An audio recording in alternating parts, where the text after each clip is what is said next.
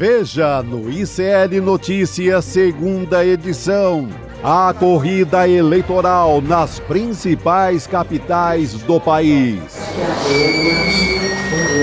Em São Paulo, Datafolha aponta empate triplo entre Boulos, Marçal e Nunes.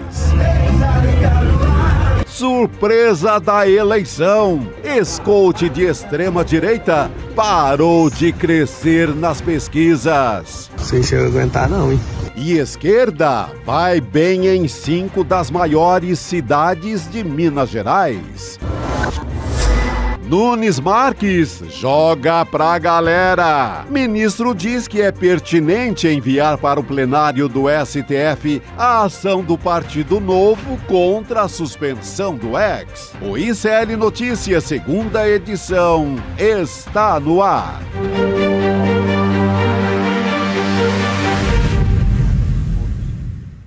Olá, boa noite, seja muito bem-vindo, seja muito bem-vindo. ICL Notícias, segunda edição, está no ar. Estamos ao vivo nos canais do Instituto Conhecimento Liberta e Eduardo Moreira no YouTube, também na Pop TV no Rio Grande do Sul. Chegamos aqui à véspera de sexta-feira, hoje é quinta-feira, portanto, dia 5 de setembro de 2024, já com pesquisa em São Paulo e em outras capitais também.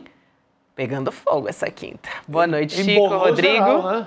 Embolou, mas não foi aquele apocalipse, porque durante o dia, Tem gente que ainda tá achando que é, viu? Não, mas veja bem, olha, o pessoal tava, não, o Marçal vai explodir, vai passar todo mundo, talvez ganhe até no primeiro turno, eu tava ouvindo gente falar isso. Então tem as pessoas estavam numa espécie de apocalipse. O boato era esse. Era esse. Principalmente na esquerda, né? É aquela esquerda que, pô, o Marçal, gente, ele tem força. Mas a maior força dele parece entrar na mente dos adversários, que ficam com medo. Não pode ter medo do cara, não. Para ganhar, não pode ter medo. A gente tem que, né, respeitar, porque ele é perigosíssimo, mas sem medo. E tá um tríplice empate que já estava na outra. Manteve mais ou menos o quadro, com algumas mudanças importantes que a gente vai avaliar, né, Gabi? Algumas mudanças importantes, a gente vai trazer dado por aqui, mas tem muita coisa. A gente pode dar uma olhada na estratificação social, também por gênero. Muita coisa que diz pra gente, sinaliza onde os candidatos, né, onde o Boulos tem que ir, também o Nunes, né, tem que ficar preocupado. O Boulos está com o voto da esquerda em São Paulo. Ele não estourou assim para não estar lá na frente, não tem uma votação além da esquerda. Está com a votação clássica, histórica da esquerda em São Paulo. Interessante. Sempre 20 e poucos % está nisso. O que ele precisa é buscar mais, buscar o eleitor do Lula, que não é obrigatoriamente o eleitor de esquerda, é um eleitor que está começando a ver chegar na mesa o efeito do governo Lula, o eleitor que o filho estava desempregado há 2 anos começou a trabalhar, embora não tenha aquele salário farto, mas começou a trabalhar. Então, o eleitor do Lula não chegou ainda na campanha do Boulos. Que é o eleitor do até 2 salários mínimos. Que é onde está o Ricardo Nunes, que tem a máquina. O eleitor da massa. O eleitor da massa. Ele e o Marçal, inclusive Boulos, tem alguns pontos ali que eles estão super empatados, né, entre alguns eleitores, né, Rodrigo? A gente estava conversando antes de começar o programa e a gente vai trazer ponto a ponto. Vamos trazer. Aqui, então, só para não dar spoiler. Não, mas vamos começar aqui. Vamos agradecendo sempre todas e todos que nos acompanham aqui no ICL Notícias, segunda edição. Datafolha em 4 capitais. Nós vamos começar falando de São Paulo. O fenômeno dessa eleição, Pablo Marçal, parou de subir. Essa, para mim, é a principal notícia. Que inclusive a gente já tinha, né, conversando com gente das campanhas, dos bastidores, que falava, no nosso trekking, ele parou de subir desde o final da semana passada. Estão esperando pelo teto, né, Rodrigo? Isso, a gente não sabe se ele já bateu no teto, mas olha, qual o resultado de hoje? Então temos aqui, Guilherme Boulos do PSOL, continua em primeiro numericamente, com 23%, mas empatado tecnicamente, com Pablo Marçal, que tem 22%, e o Ricardo Nunes também com 22%. Tabata Amaral, 9%, Datena, 7%. O que aconteceu de importante aqui? Nós vamos mostrar daqui a pouco a evolução. O Pablo Marçal tinha subido 7 pontos na pesquisa anterior. Ele tinha ido de 14 para 21. E agora? Agora foi de 21 para 22, ou seja, parou. Parou de subir, parece que bateu no teto. O Boulos nem subiu nem desceu e o Nunes deu uma leve recuperada. É o prefeito atual. Onde que ele se recupera, Chico, Gabi, nós vamos depois até mostrar melhor, entre o eleitor mais pobre, na periferia. Ricardo Nunes, com a máquina da prefeitura e com uma campanha com muitos vereadores, né? E prefeitura tem projeto social, gente, tem sempre estar operando nas beiradas da cidade. E ele, então, é o primeiro colocado entre os mais pobres, o Ricardo Nunes. Continua. Por isso que o Chico falou. Esse eleitor é um eleitor do Lula. Então, o Boulos tem espaço, teoricamente, para crescer aí. É nesse ponto que nós estamos na campanha. Qual é o segundo ponto para destacar também? A rejeição do Pablo Marçal subiu muito. Ele passou, ele é o mais rejeitado, tá na nossa thumb, na nossa chamada isso. Ele hoje é o mais rejeitado. 38% dizem que não votam de jeito nenhum no Pablo Marçal. O cara que começou outro dia, né? O Boulos está há tantos anos na política, o Nunes é prefeito, o Pablo Marçal é mais rejeitado que eles. Então, o Pablo Marçal apavora, faz muito barulho e, ao mesmo tempo, chama muita rejeição para ele. Então, é o mais rejeitado hoje. Tanta borbulha, tanto absurdo, conquistou espaço e conquistou também rejeição. Bom, o papel do Lula, isso é algo que ainda está para ser visto. Começou a campanha na televisão, o Lula foi na casa do Boulos, tem filme, tem vídeo rolando para lá e para cá. Aparentemente ainda não mexeu com nada. Isso é um ponto que a gente tem que observar. Não mexeu. Então o Lula, a entrada do Lula na campanha não mexeu. E outro ponto também que daqui a pouco nós vamos trazer com números, com tudo. Segundo turno, o Marçal perde dos dois. O Marçal, grande fenômeno, que muita gente acha, nossa, ele é imbatível. Não é imbatível, gente, calma. Não é. É perigoso, perigosíssimo, mas não é imbatível. Datafolha traz simulação. O Nunes ganha do Marçal e o Boulos ganha do Pablo Marçal por 45-39, segundo o Datafolha. Então, esses são os números. Daqui a pouco a gente vai avaliar melhor, vai trazer cientista político, nós mesmos, Chico, Gabi, eu, né? Vamos também avaliar um pouco mais esses números. E eu queria só, para terminar essa parte de São Paulo aqui na abertura, o voto decidido. Quem é que tem voto mais consolidado? É o próximo quadro. Olha que interessante. A escolha do candidato, você está decidido ou ainda pode mudar? Quem é que tem o voto mais consolidado? O Boulos. 75% do eleitor do Boulos. Isso é importantíssimo. É o voto mais à esquerda fechado. Fechado com o Boulos. Tem um percentual que ainda pode mudar, mas ele é o mais consolidado. O Marçal tem um voto mais consolidado que o Nunes.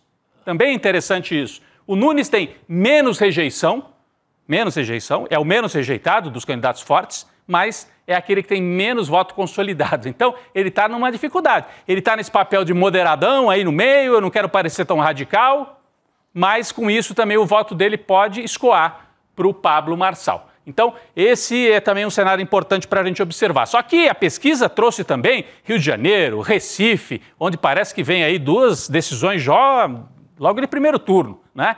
Eduardo Paes, o João Campos, devem ser eleitos no Rio e no Recife. Mas e Belo Horizonte, hein? Belo Horizonte tem uma eleição que pode ser ainda bem disputada. Olha aqui como é que está o quadro em Belo Horizonte. Mauro Tramonte, do Republicanos, um jornalista de programa policial, não é bolsonarista raiz, é mais próximo do Zema, apresenta um programa na TV Record, tem 29%.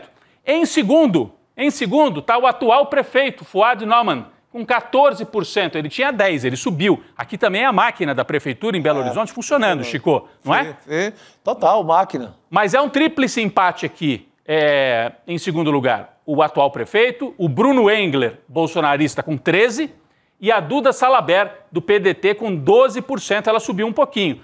O Rogério Correia tinha 7%, tinha 7% e foi para 8%. Rogério Correia também está ali, um pouquinho atrás dos outros, mas é uma disputa para ver quem vai ao segundo turno. Uma bobeira, digamos assim, da esquerda mineira não ter fechado uma candidatura da Duda com o Rogério.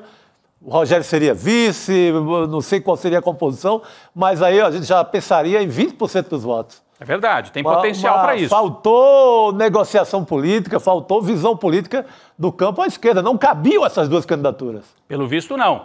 E aí, do jeito que vai indo, o nome para enfrentar o Mauro Tramonte pode acabar sendo o atual prefeito, o Fuad Nauman. Vamos ver, né, em Belo Horizonte, para onde caminha. O Tramonte hoje é favorito. Segundo turno, ele ganharia de todo mundo nas simulações feitas pelo Datafolha. Você quer falar ainda de Belo Horizonte, Chico? Que eu ia falar do estado de Minas Gerais. Sim, pode correr Minas. Então, Minas Gerais, matéria que o nosso site, clnoticias.com.br, trouxe hoje de manhã, a força do PT no interior de Minas. Interessante. Das 10 principais cidades mineiras, principais em tamanho, né? Das 10 maiores, vamos dizer, cidades mineiras, tirando Belo Horizonte, o PT tem chances reais, a esquerda, melhor dizendo, em 5 delas. Isso é significativo, é uma recuperação de terreno em Minas, que nos Estados Unidos eles falam muito de swing states, né? O estado que decide eleição e tal. Minas tem sido assim, né? Quando Minas fica do lado da esquerda, do PT, do Lula, da Dilma, ganha. Ganha Lula, ganha Dilma. Quando Minas foi para o outro lado, ganhou o Bolsonaro. Na última, Minas foi por aqui, o Lula ganhou por um pouquinho e foi o suficiente também para ganhar a eleição presidencial. O PT está mostrando alguma força no interior de Minas. Vamos dar uma olhada no mapa? A nossa equipe fez um mapa aqui para você entender o que acontece. Vamos lá, o nosso mapa de Minas, as 5 cidades em que a esquerda tem fortes candidatos. Olha só, eu vou começar por 2 atuais prefeitas do PT. A Margarida Salomão, professora, experiente, olha, a categoria baita prefeita de Juiz de Fora, Margarida Salomão, está em primeiro lugar nas pesquisas. Ela tem 45% na última pesquisa, ela que é a candidata à reeleição. Margarida Salomão, do PT, em Juiz de Fora.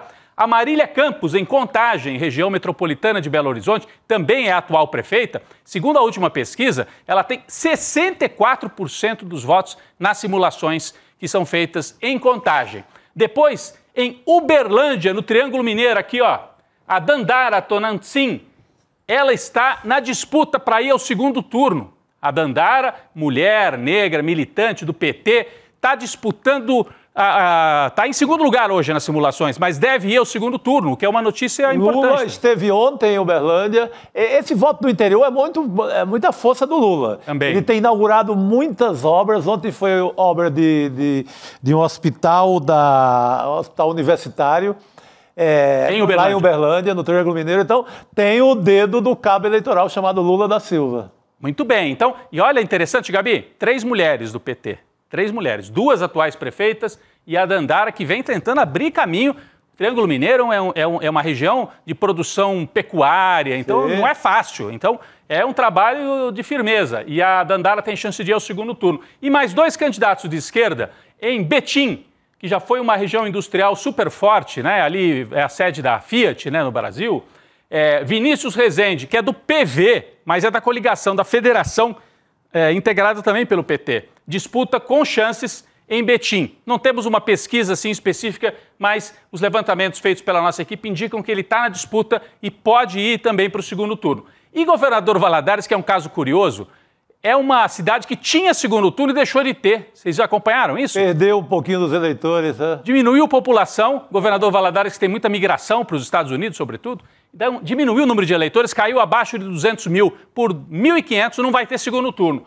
E o Leonardo Monteiro, do PT, está na disputa, turno único, e tem chance em Governador Valadares também. Portanto, um quadro interessante em que o PT vai recuperando espaço, principalmente com a força das mulheres. Mulheres também do PT que tem força em outros estados. A gente já mostrou aqui, Goiânia. Vamos dar uma passadinha de novo? Em Goiânia, onde a Adriana Corsi, deputada, delegada do PT, está em primeiro lugar. Aqui, ó, Adriana Corsi. Ela é a primeira colocada nas pesquisas na disputa da Prefeitura de Goiânia. E em Porto Alegre, Maria do Rosário, disputando com o atual prefeito, Sebastião Melo. Maria do Rosário, deputada experiente, o PT já administrou várias vezes Porto Alegre. E aí a Maria do Rosário, vamos passar para a foto então, essa aqui ainda é a Adriana Corsi em Goiânia. A gente tem também a Maria do Rosário em Porto Alegre, com chances, está aqui a Maria do Rosário, com chances e disputando com o Sebastião Melo para ver quem ganha a Prefeitura de Porto Alegre. A gente vê que a questão de gênero, Gabi, Chico, é central, mais uma vez. As mulheres votam de maneira mais progressista, não necessariamente esquerda, assim, mas como... Mas historicamente... Historicamente e nos últimos anos, muito forte isso, né, Gabi? E qualquer... Desculpa. Imagina, Chico. Qualquer fenômeno, tipo do Conte em São Paulo, ou mesmo o Bolsonaro, ou alguns candidatos que pipocam ali com essa força da extrema-direita, todos têm uma única característica: a força da macharada. É um voto... rançoso. Principalmente o voto jovem, de juventude, homem, sexo masculino. É aquele voto da testosterona errada, sabe? Sim. O cara quer gastar no pior lugar o voto, que sabe? É basicamente o Bolsonaro, que tem esse discurso pró-armas, esse discurso inflamado. Agora você decifrou o resto. É exatamente isso. É o caminho mais, como é que eu vou dizer? É o Nicolas Ferreira, né? É aquela coisa errada, né? De arma, de fazer o errado, de crime digital. É porque ele falava de testosterona, né? Isso. O Nicolas dizia que um problema do Brasil era a falta de testosterona. Esse voto um voto do machinho, invocado, sabe? Do machinho invocado. O voto do machinho invocado, abusado. Não, e aí a gente percebe que é um voto misógino e, às vezes, abertamente anti-mulher. Sim. O candidato aqui de São Paulo, o Marçal, aquelas provocações que ele fez à Tabata, dizendo, mas você não teve nem filho. Você é uma menina. Você é uma menina, não casou ainda. Sendo que ela tem, sim, experiência na política e ele não. E ele não. Então, assim, mas explora, e assim, é um jeito misógino anti-mulher. Não é antifeminista só. Antifeminista já seria problemático. É anti-mulher. Eles não gostam de mulher. A palavra é essa. Eles não gostam de mulher. E se inspiram naquele sujeito que nós mostramos aqui outro dia, o Castro Rocha, professor, nos trouxe, o Andrew Tate, que é um norte-americano que está preso, que é misógino, que faz esse discurso e usa isso para mobilizar quem? Mobilizar homens que não sabem muito bem mais onde está o seu lugar na sociedade. E aí se agarram nesse lugar errado, nesse lugar violento. Às vezes é uma violência verbal, não importa. Violência verbal que precede a violência física. Quase sempre, né? Então, é perigoso e as mulheres têm tido esse papel de barrar. Se fosse só pelos homens, o Bolsonaro seria presidente hoje. E, de novo, na eleição pelo Brasil, quando a gente observa quem que está segurando, barrando o avanço da extrema-direita, as mulheres. Então, o Pablo Marçal vai muito melhor entre os homens. Entre as mulheres, o Boulos está na frente, em São Paulo. É só um exemplo. E em Minas, a força das mulheres também, que eu quis trazer aqui até para esse mapa. E a gente lembra que nos Estados Unidos, como está tudo interligado, e a extrema-direita está interligada também, a disputa lá também tem esse ponto, né? Kamala Harris e Donald Trump, que se enfrentam, aliás, terça-feira, primeira vez, frente a frente, num debate na televisão lá nos Estados Unidos. E também tem esse componente do machismo. Também tem. O Trump não sabe como lidar com a mulher, que é a sua oponente. Isso é nítido. Ele sabia, ou achava que sabia, lidar com o Biden. E tratava como um velho e tal. Agora ele tem uma mulher que sorri, que é mais solta, que é mais alegre do que ele, que não fica com a cara emburrada o tempo todo, e ele tenta atacá-la por isso, né? Você pode discordar, agora atacar porque ela sorri é algo inacreditável. Mas é uma tentativa de manter esse lugar, o lugar da severidade masculina. O homem não precisa ser assim, né? E a mulher também não precisa sorrir o tempo todo. Mas aliás, se fosse o contrário, ela também seria criticada, porque a Dilma era criticada por ser mais sisuda. Por ser muito séria. Por não rir. Nenhum dos lugares é o suficiente, na verdade. Bom. É verdade. A violência política, ela tá em todos os espectros, né? E é uma maneira de segurar o poder. E falar, não, isso aqui é meu, esse lugar é meu. Se você rir demais, você não serve. Se você é muito sério, também não serve, né? Então é mais ou menos por aí. Só para concluir, daqui a pouco a gente volta para a eleição no Brasil. A França, hein, gente? Teve uma eleição recente em que a esquerda chegou em primeiro lugar. Não fez maioria absoluta, mas foi o bloco mais votado. Lembra? A gente mostrou aqui, até uma certa surpresa, a esquerda francesa unida teve 35%, 40% dos votos, não fez maioria absoluta, mas tinha a prerrogativa de indicar o primeiro-ministro. O que o Macron falou? Não vai ter primeiro-ministro de esquerda e ele acaba de indicar um primeiro-ministro conservador. A esquerda francesa está prometendo greve, batalha de rua e impeachment contra o Macron. Vem por aí mais uma crise daquelas. A gente já pode imaginar Paris com os carros revirados e incendiados. A imagem clássica de Paris, né? É impressionante. E ele não deixou nem acabar os Jogos Olímpicos, né? Os Paralímpicos agora. Os Paralímpicos. Né? Então já nomeou o conservador para assumir o governo lá na França. Lembrando que na França é um semipresidencialismo. O presidente é o Macron, mas o primeiro-ministro tem poder e o Macron quis botar um sujeito com a linha dele. Não é de extrema direita, mas é liberal na economia e é um tipo mais assim conservador, o velho conservadorismo francês. A esquerda vai para a rua e está denunciando. É como se fosse assim, ganhou, mas não levou. Então, esse também é um cenário importante para a gente acompanhar na Europa. E agora a gente tem todos os números aqui do Brasil para a gente detalhar ainda mais, né, Gabi? Não falta, viu, Rodrigo? Tem muita coisa aqui para a gente avaliar, mas você já trouxe um bom resumo por aqui. A gente já falou sobre o Datafolha, mas vale reforçar, né, que a pesquisa Datafolha está indicando esse empate triplo mais uma vez na Prefeitura de São Paulo. Continua. Esse empate triplo já estava acontecendo, né? Essa pesquisa de intenção de voto sugere que o Pablo Marçal parou de crescer, não que ainda necessariamente tenha atingido o teto, isso a gente ainda vai observar, mas isso já pode estar acontecendo, segundo o que a gente está observando aqui, porque uma coisa que os analistas dizem é que a gente tem que analisar, a gente tem que avaliar não só a foto atual, né, dessa pesquisa, mas a gente tem que ver o filme, né? De tudo que aconteceu até agora. Então a gente vai ver agora o cenário que foi divulgado hoje mais uma vez. Guilherme Boulos, então, com 23%, Pablo Marçal, 22% e Nunes, 22%. Depois temos Tabata e Datena, 9% e 7%, que são ativos importantes politicamente para o segundo turno. E o Datena caiu bastante. E talvez não ativos para o segundo turno. Talvez já pode haver uma migração de votos já no primeiro turno. Imagina o cenário, o Boulos precisando de voto para ir para o segundo turno. Se fica ali no fio da navalha, ali, cabeça a cabeça. Você vai para o dia 6, na dúvida quem são os dois finalistas. Pode haver uma erosão, um voto nulo na Tabata. Tirar, assim, uma sangria do voto da Tabata. Uma sangria pró-Boulos, assim, pela evidência ideológica, pela evidência política, e para definir, garantir, Boulos está no segundo turno. Se as pesquisas mantêm esse triplo empate, e quando pode acontecer também do voto do Datena migrar um pouco para o Nunes e um pouco para o Marçal.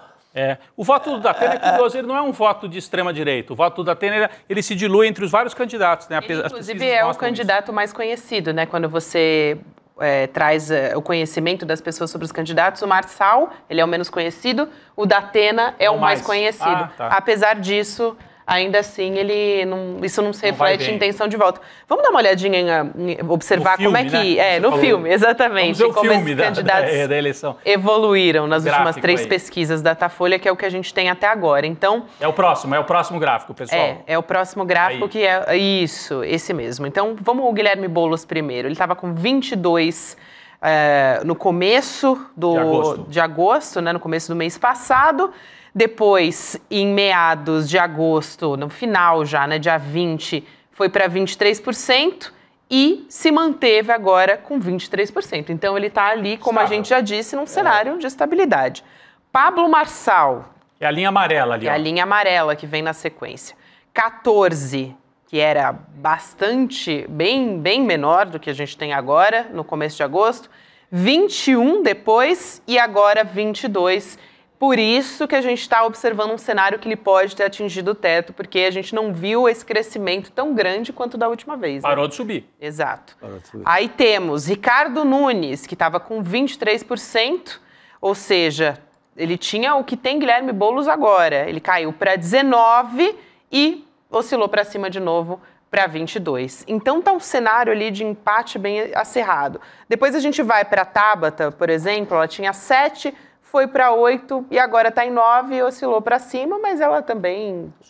Oscilou um pouquinho, né, na linha do tempo. O Datena que é impressionante, ó. Ele caiu muito. Ele tinha 14% no começo de agosto e em um mês ele caiu de 14% para 7%, caiu pela metade. Os votos dele foram, parece, Chico, o que você acha? Uma parte, me parece, para o Marçal, no primeiro momento, e agora essa recuperação do Ricardo Nunes. O Ricardo Nunes ter migrado para o Ricardo Nunes. Né? O Datena pode ter perdido o eleitor pro Ricardo Nunes. Até porque agora começou a campanha na TV, de fato, muito forte, e a máquina é fortíssima do PSDB. Né? O Ricardo Nunes, ele é dono da televisão. Aliás, ele entra de manhã e sai meia-noite, porque toda a propaganda é dele, né? Ele tem muito tempo de televisão. Ele tem 500 vereadores na coligação dele, inscritos. Com direito a muitos bons cabos eleitorais de periferia. Aliás, alguns cabos eleitorais com origem na esquerda, origem nas gestões populares do PT em São Paulo. Dizem que na região da família Tato tem gente Zona ali que... Sul, tem muita gente que fica no meio do caminho e a prefeitura tem um poder de cooptação do vereador gigante. Porque ela pode oferecer cargo na regional, ela pode oferecer cimento, tijolo, tapar o buraco da frente da rua. Assim, é uma máquina em 24 horas fazendo asfalto, trabalhando agora para a eleição. Não está mais trabalhando para a prefeitura, né? Vamos dar a real da guerra a essa altura da história. Então, é muito forte essa candidatura do Ricardo Nunes nesse sentido. Não tem aquele carisma de um grande candidato, ele é fraco de televisão, não fala ali ao coração do eleitor, da eleitora, mas tem máquina, tem candidato a vereador com direito a muitos votos, então tem força. E ele tem 2 trunfos, Gabi, o Ricardo Nunes, além da máquina que o Chico já citou aqui. Ele tem a menor rejeição entre os candidatos fortes, só 21% de rejeição, Ricardo Nunes. Para um atual prefeito é pouquíssimo. Ele tem só 21% de rejeição. O Marçal tem 38%, quase o dobro. Né? E o Boulos tem 37% logo abaixo. Então o Nunes tem pouca rejeição e, se for para o segundo turno, nas simulações, ele ganha dos dois. Ganha tanto do Boulos quanto do Marçal. Por isso que o Nunes agora vai começar a jogar, e o Tarcísio, o governador, já tem falado isso. Se vocês votarem no Marçal, vocês vão ajudar a eleger o Boulos no segundo turno. Então o Nunes vai jogar com essa ideia, Gabi. Eu sou o melhor para derrotar o Boulos no segundo turno. Vamos ver se ele convence, que a turma do Marçal é tão agitada e tão radicalizada que não quer ouvir muito. Eles querem votar em alguém, assim, radical. Isso que você traz é muito importante, Rodrigo, justamente porque num possível segundo turno entre Nunes e Marçal. Vamos primeiro trazer esse cenário. Vamos trazer os cenários de segundo turno aqui, então, portanto. No primeiro cenário deles, Ricardo Nunes bate Pablo Marçal, 53%. Dos votos, e Pablo Marçal teria 31%.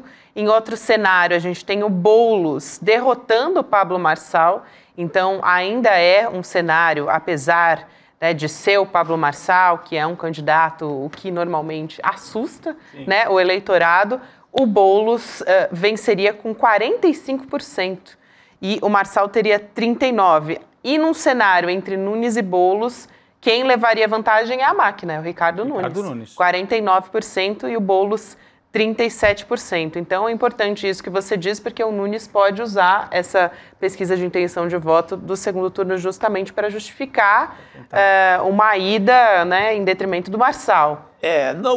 Vê que o adversário... Eu ia chamar adversário ideal, mas o Pablo Marçal não é ideal nem para perder. Nem para perder. Não é ideal para nada. Mas o adversário a ser batido pelo Boulos é o Pablo Marçal. É o adversário que a esquerda deseja. Vamos falar, claro, para o segundo turno. É muito mais jogo. Você pode jogar civilização versus barbárie, a loucura versus um cara que é deputado federal, que tem alianças políticas, que é aliado do governo Lula, que pode fazer uma boa prefeitura em São Paulo, que é o Boulos. Então, é muito vantajoso enfrentar o Pablo Marçal no segundo turno. Eu acho que o Ricardo Nunes teve muita vantagem. A mesma confusão que tira voto, que leva para o Marçal, que o coloca em risco no segundo turno, ela também encobre os defeitos do Ricardo Nunes. A gente não está falando do Nunes. O Ricardo Nunes tem um caso complicado. Esse caso das creches em São Paulo, esse caso tirar mingau de boca de criança, vamos dizer. É um escândalo sem tamanho. O superfaturamento de qualquer compra da prefeitura, da água aqueles mosquiteiros contra a dengue, é um escândalo, assim. Ele tem uma ficha de escândalos, o Ricardo Nunes, que não apareceu. Porque só quem apareceu na eleição foi o coche goiano. Como ele apareceu tanto na história, ele encobriu também os defeitos do Ricardo Nunes. No segundo turno, com o Boulos, no embate direto, isso volta pesado. É pouco tempo, mas volta. Você volta a colar no Ricardo Nunes tudo isso. Mas daí é menos tempo. Eu realmente acho que, pelo cenário que nós temos hoje, e a pesquisa mostra isso, né? O Pablo Marçal é um candidato que não é que seja mais fácil, é o que o Chico falou, não é ideal, porque ele é um candidato perigosíssimo. Imagine São Paulo na mão desse sujeito, o Pablo Marçal. Vou até bater na madeira aqui. É um candidato que coloca em risco programas sociais, coloca em risco a possibilidade de ter civilização ou a busca de civilização em São Paulo, fora as parcerias com setores criminosos que são indicados em várias reportagens e investigações que envolvem apoiadores de Pablo Marçal, né? Mas é um candidato que hoje o Boulos teria mais chance de derrotar num segundo turno. O curioso, eu queria só trazer um ponto que a gente falou rapidinho no começo. Sim. Quem é que está ganhando entre os mais pobres hoje, segundo as pesquisas? Segundo essa pesquisa mesmo, Datafolha. É o Nunes, Gabi. O Nunes está na frente, na periferia. Aqui em São Paulo a gente tem periferias muito numerosas e populosas na Zona Leste e na Zona Sul, né? O pessoal chama de Leste 2 ou Sul 2, que tem a Sul 1 e Sul 2, né? Que é a Zona Sul lá da ponta. Então, o Nunes é forte, ganha a eleição lá. Fez umas entregas também à prefeitura Fez, agora, né? E Fez. tem também um fator importante, o que ele tentou justamente para, vamos dizer, conquistar os mais jovens, mas isso é importante para a periferia, que foi colocar muito dinheiro ali nos estúdios de funk. De funk, ele tem apoio do funk. Ele tem um Nunes. apoio de muito parte da- forte de parte do funk. de uma parte. Parte do funk. Então, o Boulos precisa disputar. E a gente conversava com gente da campanha do Boulos e esse cenário está lá desenhado também para eles internamente. É exatamente o que traz o Datafolha de hoje. O Boulos não está com muito apoio nas periferias. Precisa do Lula e precisa da Marta para conquistar mais apoio e para abrir frente. Porque senão vai ficar esse tríplice empate, tem um risco. Continua aí havendo um risco, de repente, de dar uma zebra, né? E ir para o segundo turno, irem para o segundo turno os dois de direita. Não é provável. O mais provável é o Boulos alavancar com o apoio do Lula e da Marta. Eu posso... Desculpa, por favor, Chico, não, porque por você falou dessa história aí do apoio do Lula, que a gente ainda não viu reflexo na pesquisa de intenção Sim. de voto, né? E é importante justamente porque o Lula é o candidato que puxa o voto de até 2 salários mínimos, né? Sim. Portanto, da periferia. Mas sabe quem que diz que vai entrar na campanha, Chico e Rodrigo? Acabou de sair essa informação na Folha de São Paulo. Bolsonaro, lembra que a gente ontem falou sobre isso? Que Bolsonaro estava meio colocando o pé fora. Olha, não me chamou até agora, então agora também ele vai não botar a quer. cara. Agora ele quer. Mas com quem? Ele vai, olha só. Ele vai com quem? Isso. O governador de São Paulo, Tarcísio de Freitas, disse, foi ele que afirmou, que o Bolsonaro está animado para entrar, sim, mais ativamente na campanha do prefeito Ricardo Nunes pela reeleição. Ou seja, ele plantou ali, né, uma traíra, sementinha. né? É um traíra. Ele faz um acordo com o Ricardo Nunes e ficou ali na moita. Acho que ficou animado agora com essa pesquisa. Ele estava esperando. Se o Marçal explodisse na Se o Marçal pesquisa, fosse mais 2 pontos, ele já Mas pulava o não é Marçal. só isso, né? O Tarcísio, ele tem medo que o Marçal cresça, porque ele sabe que o vai dele uma- está ameaçado também. É quem mais perde, é um prejuízo gigante.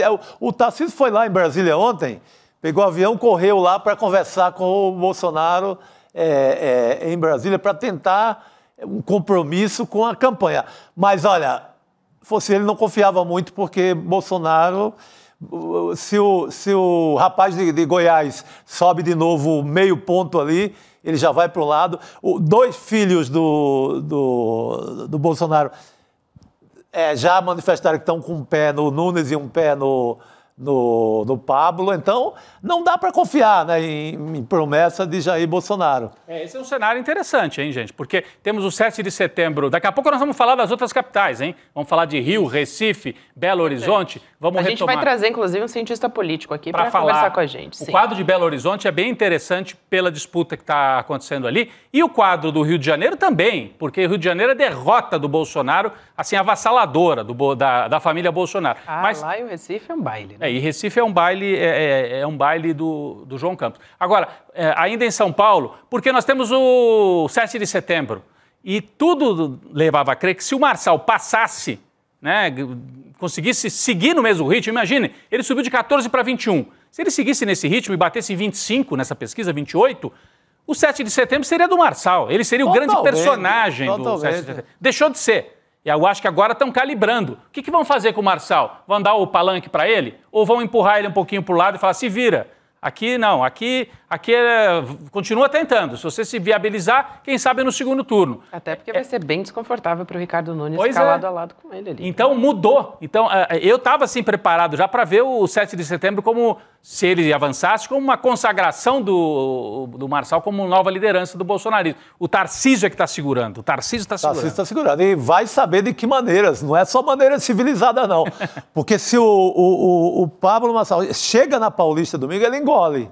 Engole Tarcísio, engole Ele engole Nunes. todo mundo, engole Nunes, engole todo mundo. Então, imagina a operação que está sendo armada no momento para que ele não se aproxime da Avenida Paulista no domingo.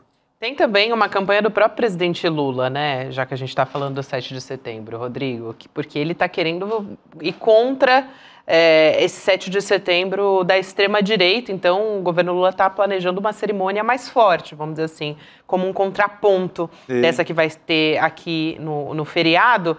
Enquanto os aliados, o próprio ex-presidente lá, o Bolsonaro, eles vão se manifestar aqui em São Paulo, na Paulista, contra o Alexandre de Moraes. O Lula já fez o contrário. Ele já chamou, inclusive, o ministro Alexandre de Moraes lá em Brasília para fortalecer. Ele convidou todos os ministros, na verdade, do Supremo, inclusive o próprio Alexandre de Moraes, que é essa personificação da briga, do X... e do Elon Musk aqui no Brasil. Então ele convidou um monte de gente, convidou medalhista olímpico, né, que são pessoas que cativam também. Ele está tentando fazer um grande evento lá. Chico. Fazer a cara de governo, a cara da soberania brasileira. Ó, aqui tem lei, aqui o Supremo manda. Fazer a cara da legalidade contra o palanque do golpe que estará na Paulista, né? Eu achei interessante ele convidar medalhista olímpico. Ele também vai homenagear atingidos pelas chuvas lá no Rio Grande do Sul. Vai ter isso também? Vai ter isso também. Então, um evento até maior, né, do que o 7 de setembro. É uma coisa, assim, mais... Não é aquela coisa só do desfile militar, né? Isso que exatamente, exatamente. Não vai ser tão focado, inclusive não vai ser focado na militarização, né? Chamando os ministros também, mostrando um judiciário e o governo caminhando juntos, né? Eu acho que o Bolsonaro e o bolsonarismo, se exagerarem, porque é isso, eles vão ficar felizes se levarem 100 mil pessoas na Paulista. É uma foto e tanto para eles. Mas eles vão estar falando com eles mesmos. Né? Então eles vão ter uma foto, vão ter uma demonstração de poder para eles mesmos. O Alexandre de Moraes não vai se mover um centímetro de onde ele já está. E o Lula vai sinalizar, olha, Poder Judiciário e Poder Executivo estão juntos para seguir a lei. E do outro lado tem os arruaceiros, querendo trazer Elon Musk, querendo fazer bagunça, botando muita gente na rua, mas são arruaceiros. Então, é esse contraponto. Quanto mais corda o bolsonarismo trouxer para o lado dele nessa radicalização, é pior para o Bolsonaro. Né? Depois, num julgamento, o resultado do julgamento no Supremo Tribunal Federal. É um equilíbrio muito tênue. E o Bolsonaro tem medo de perder a rua, porque com o Marçal ele pode perder a rua, o comando da rua, mas se ele exagera no discurso para a rua, ele perde o diálogo com o campo institucional. Ele está realmente numa enrascada nesse momento. Totalmente. Ele está numa enrascada mesmo. Daqui a pouquinho a gente vai trazer outras informações a respeito disso. Vamos dar uma olhadinha, começar a dar uma olhada nas outras capitais também? Por favor, Gabi, vamos lá. Então. Vamos lá. Vamos ver o que o Datafolha pesquisou no Rio de Janeiro, em Belo Horizonte e também no Recife. Acho que vale a pena a gente começar pelo Rio de Janeiro, porque o Eduardo Paes também está nadando de braçada lá, está liderando com folga. Não mudou muito, inclusive. Ele até subiu mais, Gabi, olha lá, 59. Subiu mais, mas não mudou tanto em relação a meados de agosto. Então, a gente teve Eduardo Paes, que tinha 56%, agora com 59%, e ele antes tinha 53%. Então, se você pegar a primeira lá de julho, aí é um crescimento, né, bastante... Ele está meio que isolado ali em cima, né? O Alexandre Ramagem já não tem nem chance, que é o candidato do Bolsonaro, está com 11, tinha 9 e antes 7. Quer dizer, oscilou para cima, mas é irrelevante. É irrelevante. A campanha é péssima. Eu vi algumas propagandas e tal. A gente mostrou aqui, né, dos otários. Né? Nossa, mas é tudo naquele clima de terror. E tem uma coisa muito maluca que eu ficava... Isso é surreal demais. Ele sugere, né, vários projetos, propostas para a segurança do Rio, só que ele é governo. O Ramagem é governo há séculos. Sim, no Estado, né? No governo do mudar Estado. a política de segurança pública é uma confissão. É uma confissão de que não deu certo e ele quer mudar. Então, atrapalhada, não tem rumo. Mas a figura dele é tétrica na propaganda. Ele é péssimo. É uma cara fechada, é uma propaganda assim, eu vi hoje, a gente passou no Rolê ICL que eu apresentei hoje, assim, é meio escuro, sabe? Assim, é uma coisa que passa um pouco de medo. E o Rio de Janeiro é uma cidade luminosa. Então tem o Eduardo Paes com os sambistas, com a rua, com o povo, com o subúrbio e também com as praias. E de outro lado, olha aí, a figura de um delegado meio com uma cara de mal-humorado. E além disso, da linguagem, da imagem, que é muito importante, ele está totalmente isolado mesmo. Tem um monte de cabo eleitoral ali do PL que não quer saber dele, gente. Está incomodando a campanha do Ramagem até. Tem gente do PL que está indo pro Eduardo Paes, né? Tamanha surra. Engoliu todo mundo. Tem dois importantes ali, o Pazuello e o Hélio Lopes, que são 2 deputados federais bem votados lá no Rio de Janeiro. Eles não apareceram na campanha até agora. E se você está com esse índice de voto, isso significa que você engoliu, trouxe a igreja evangélica, trouxe a milícia, vamos dar real. Tá todo mundo na campanha. Do Eduardo Paes. Não tem. O que sobra? A milícia é muito forte no Rio de Sobra a Janeiro. Praça São Salvador votando no PSOL? Os 7%, né? Porque a milícia é muito forte. O voto miliciano, junto com o voto evangélico, é muito forte. Significa que o Eduardo Paes engoliu na negociação política, pegou cabo eleitoral, pegou todo mundo, pastor, trouxe todo mundo para a campanha. Mas pegou também um voto de esquerda, que se a gente olhar ali no quadro, se a gente puder botar o quadro de novo, dos percentuais no Rio, o Tarcísio Mota do PSOL perde eleitor. Olha lá, ele tinha 9, caiu para 7. Ele tinha 9 em julho, caiu para 7 em agosto e agora ele tem 6. Então ele perdeu 30% dos eleitores dele, uma parte do eleitor mais de esquerda. O Tarcísio é um cara ótimo, eu brinquei aqui, Praça São Salvador, mas é um ótimo candidato, coerente, um ótimo deputado. Mas tem uma parte do eleitor de esquerda que está assim, vamos liquidar no primeiro turno. Vamos acabar com o bolsonarismo. Para liquidar a família Bolsonaro no Rio. Não tem brincadeira, vamos acabar com o bolsonarismo. É isso aí. É importante esse quadro no Rio de Janeiro. Isso que a gente tem. Sabe quem também deve ir para o Rio de Janeiro para apoiar o Ramagem em breve? É a Michelle Bolsonaro. Ela vai pessoalmente. Porque ali é uma candidatura da família Bolsonaro. É uma candidatura de casa, caseira, da família. Ali um almoço, um jantar da família Bolsonaro com o candidato preferido deles. Assim, é uma derrota da família mesmo. Derrota da família. Isolado, a candidatura isolada, sem política, não souberam fazer política. Tem um senador, né? Tem uma família de políticos, não souberam fazer política também. Perderam milicianos. Quando o Bolsonaro começa a perder miliciano, a coisa é grave. É grave.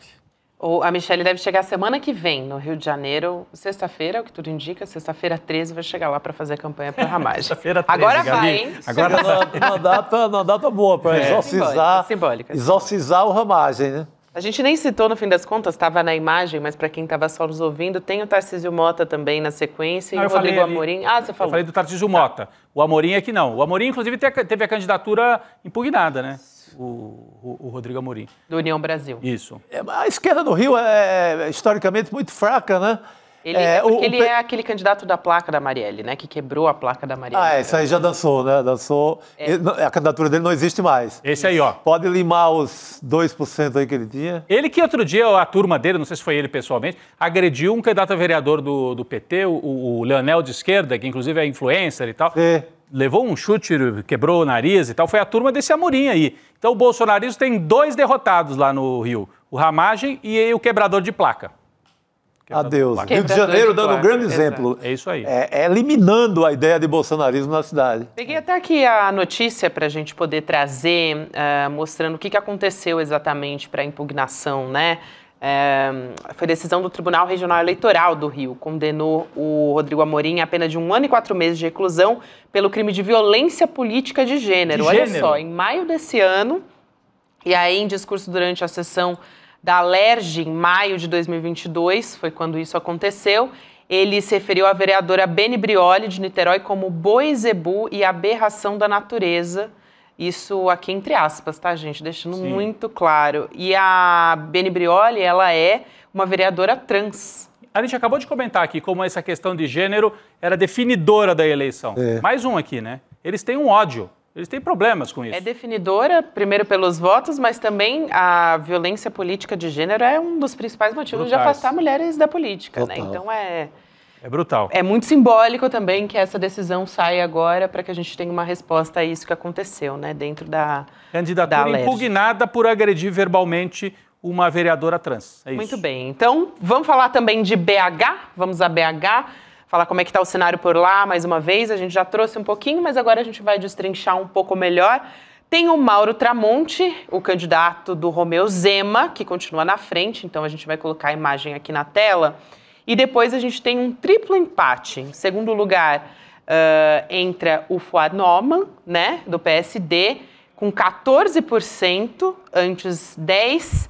O Mauro Tramonte, que eu falei que está em primeiro lugar, está com 29%, antes eram 27%. E depois veio o candidato do Bolsonaro, que é o Bruno Engler, do PL, com 13%. Então oscilou um pouquinho para cima, antes 10%. E aí a gente fala nessa sequência, né? Esses 3 primeiros são candidatos de direita. Depois só que vem a Duda Salabert e o Rogério Correia, a Duda com 12% e o Rogério Correia com 8%. Ele não mudou praticamente nada, ele estava com 7%. A Duda deu uma oscilada aí um pouquinho mais, de 10 para 2. Essa não união da esquerda em BH. A Duda, eu lembro ela convidou publicamente, ela disse que convidou também nos bastidores políticos o Rogério para uma aliança. O Rogério sairia de vice e ela seria a cabeça da chapa. Seria uma bela de uma chapa para a cidade de BH, ao meu ver. Mas não sei se foi vaidade ou o que foi, que acabou o PT não aceitando esse acordo. Eu acho que seria um acordo excelente. A Duda, numericamente, mostra que é mais forte. O partido não é mais forte em Minas, mas é mais forte. E ela tem uma atuação muito consistente como parlamentar, né? Para além das questões, assim, a própria figura dela, né? Uma deputada trans, né? Uma mulher trans. Mas para além disso, né? Para além disso, que não é pouco, é uma atuação nos debates muito consistente, né? Assim, é uma boa parlamentar. Então, acho que isso traz também força para a candidatura dela, apesar do PDT ser pequeno, né? Ela pode, inclusive, atrair o voto do petista, que não vê muita substância na candidatura do Rogério. É verdade. Então é um quadro... Ela é a candidata mais forte no momento. Mas você vê que aí também, em BH, o bolsonarismo raiz com dificuldade. O Bruno Engler, 13%. Isso, que é o apoio oficial, né? É o apoio oficial do Bolsonaro. O Fuad Noman, que é o atual prefeito, você falou que são todos candidatos de direita. É de centro-direita, mas não dá para comparar com o Engler. Ele não é bolsonarista. O Engler é extrema-direita. O Engler é extrema-direita e o Tramonte é aquela coisa, apresentador de programa policial. O Fuad Noman é um centro-direita, um Ricardo Nunes, talvez um pouco melhorado em relação ao Ricardo Nunes. Ricardo Nunes, que é difícil ser igual a Ricardo Nunes. Mas o Engler tem dito uma coisa interessante, ele é bolsonarista raiz, ele fala, sei que estou perdendo votos, mas sigo com o mito, vou com o mito até o final. É a candidatura de levantar a bandeira bolsonarista. Ele sabe que está perdendo votos, porque o Bolsonaro não é mais um cabo eleitoral significativo também em BH. Muito bem, também vamos dar uma olhadinha no Recife. Recife é um passeio. É um passeio, gente. João Campos, do PSB, está disparado mais uma vez. A gente sempre traz a pesquisa de intenção de voto dizendo isso, né? Está disparado lá na frente, vai dar primeiro turno pelo jeito. Então, 74%. Antes ele tinha 76% em agosto e 75% em julho. Tá se mantendo super estável ali na primeira posição. 70, patamar dos 70 aí já é demais, né? Aí vem o sanfoneiro. O apoio do Trump não deu muito certo até agora para ele, né? Para o Gilson Machado do PL. Ele agora está apelando para a polêmica, tentando nacionalizar com a polêmica do Alexandre de Moraes, o sanfoneiro. Será que ele subiu de 6 para 9 com o apoio do Donald Trump, né? Só porque... O Bolsonaro esteve lá também. A gente não tem que esquecer, fez campanha... Tem um voto bolsonarista no Recife. Você pega, tem um voto ali em Boa Viagem, que eles fizeram manifestações grandes. O voto da Praia de Boa Viagem, que é uma área... elite, né? É uma área de classe mais endinheirada e tal. Tem voto e faz manifestação que você vê, dá para fazer uma foto razoável. Mas o sanfoneiro não consegue levar. Aliás, é um péssimo sanfoneiro que não representa o forró do Nordeste, porque o cara não toca nada, né? Ele, como candidato, é um péssimo sanfoneiro. Não toca nada, desafina fácil. É isso aí, gente. Depois vem o Daniel Coelho, 5, e Dani Portela, do PSOL, com 4. Só para não deixar aqui de trazer os 4 primeiros colocados. Aqui, realmente, o João Campos está tão lá na frente, né, que fica até desproporcional aqui. Mas esse é o cenário que a gente tem. Vamos chamar o nosso convidado aqui para trazer um pouco desse cenário, ajudar a gente a entender tudo o que está acontecendo. Samuel Braun, que é cientista político, professor da UERJ. Professor, boa noite. Seja muito bem-vindo. Obrigado. Boa noite, Gabriela. Boa noite, Chico. Boa noite a todo mundo que está assistindo a gente aí pelo ICL. É um prazer estar aqui de novo. Prazer é nosso te receber, professor. A gente estava trazendo aqui o cenário de todas as capitais, mas acho que importante, principalmente, a gente olhar quando a gente vem para São Paulo, tinha uma preocupação muito grande com esse empate triplo, né? Boulos, Marçal, Nunes. do Marçal ter avançado muito nas últimas pesquisas, né, de intenção de voto. Agora parece que ele deu uma estabilizada. Dá para a gente falar que ele está chegando num teto? A gente está observando esse cenário. O que o senhor acha? Então, o Marçal ele é uma surpresa nessa eleição, como o Bolsonaro acabou sendo lá em 2018. Né, ele tenta aglutinar em torno dele essa ideia do antissistema, uma coisa que o Bolsonaro deixou de ser em 2022, e aí favorecer, inclusive, a derrota dele naquele ano.